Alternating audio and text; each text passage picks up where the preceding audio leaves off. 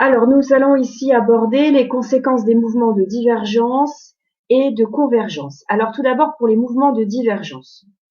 Donc, lorsqu'il y a des mouvements de divergence au sein d'une croûte continentale ou d'une croûte océanique, d'une lithosphère continentale ou d'une lithosphère océanique, eh bien, il y a formation de failles normales.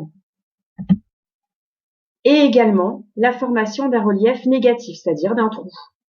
D'accord. Donc souvent il y a un trou avec une déformation un petit peu en escalier, d'où le terme de rift. Donc ça c'est typique d'un rift. On retrouve des failles normales qui sont typiques d'un mouvement de divergence.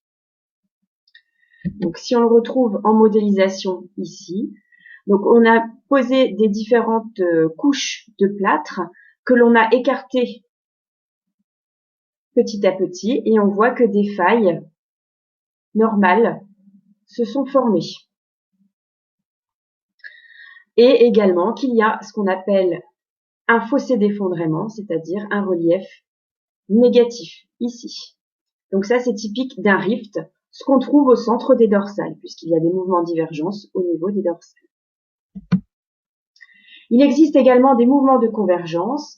Donc là, si je reprends l'animation ici, on a disposé également des couches de plâtre de couleurs différentes et on leur a exercé un mouvement de convergence, ici. On voit à ce moment-là qu'il y a formation d'un relief positif avec des failles inverses. Donc ici, failles inverses, qui sont typiques de mouvements de convergence. Il y a un raccourcissement général des terrains et la formation de plis.